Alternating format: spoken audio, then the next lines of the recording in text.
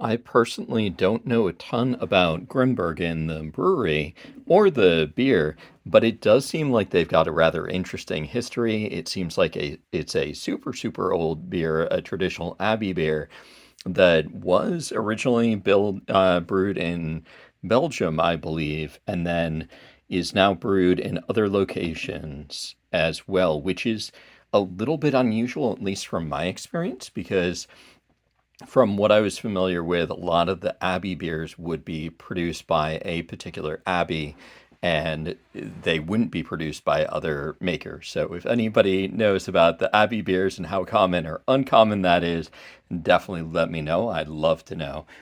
With the tap itself, it's kind of interesting because here they do this a little bit like a stained glass window, which is a very traditional thing in a lot of churches.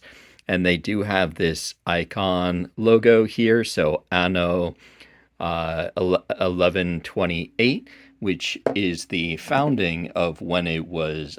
I don't know if that was the founding of the Abbey or when they started producing it. I'll have to double check. But pretty cool. Obviously, a lot of history behind the beer itself.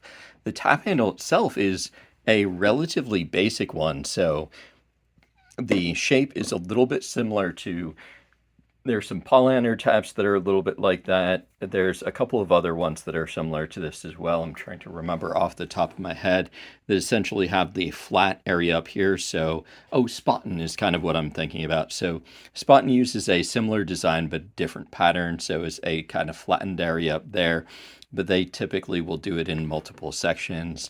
In here, you're seeing that it's all one section. I don't see a lot of the curving like that with the flat element like that, so that's a little bit unusual.